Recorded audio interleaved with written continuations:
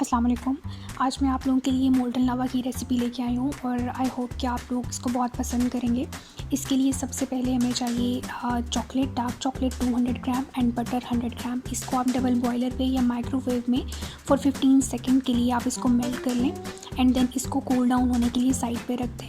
और इसके बाद जो है हम बाकी जो अंडों का जो प्रिपरेशन है, इसकी बाकी प्रिपरेशन वो कर लेते हैं। उसके लिए हमें 2 अंडे चाहिए और 2 अंडे की जर्दियाँ चाहिए। मतलब टोटल 4 एग्स इसमें यूज़ होंगे, लेकिन 2 की जर्दियाँ सिर्फ जर्दी यूज़ होगी और 2 की जो है वो फुल एग्स यूज़ होंगे। इसको अच्छे से बीट करें अंटिल फ्लफ़ी हो जाए। और इसको बीट जो है आप इलेक्ट्रिक मिक्सचर से भी कर सकते हैं, और जो बाकी हैंड बीटर जो होता है घर पे जिससे आप अंडे फेंटते हैं यूजुअल उसको ऑमलेट वगैरह बनाने के लिए, वो भी यूज़ कर सकते हैं।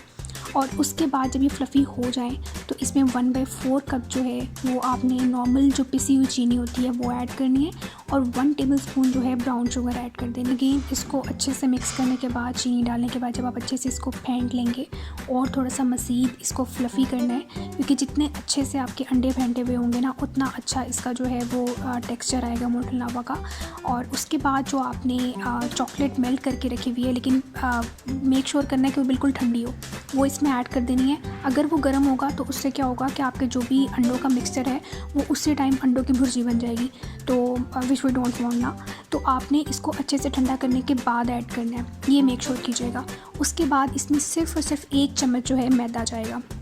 मैदा आप जो यूजुअली वाइट फ्लावर बेकिंग के लिए जो यूज़ करते हैं वो भी हो सकता है, और जिससे आप रोटी बनाते हैं वाइट फ्लावर, प्लेन फ्लावर जो है वो आप ऐड कर सकते हैं। उसके बाद इसमें 1 टीस्पून या 1.5 टीस्पून जो है वनीला एसेंस ऐड करेंगे, जिससे उसकी जो अंडों की स्मेल है वो ख़त्म हो जाएगी। और फिर इसको हम उसमें रेमिकन्स में ऐड करेंगे।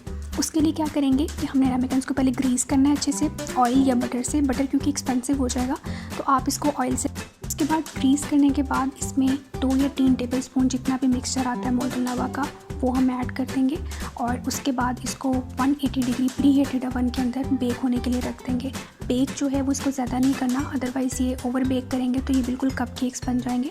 और इसको सिर्फ 10 to 15 मिनट्स या 10 to 12 मिनट्स के लिए बेक करना है। वो आप इसका टेम्परेचर अपने ओवन के अकॉर्डिंग चेक कर लीजिएगा।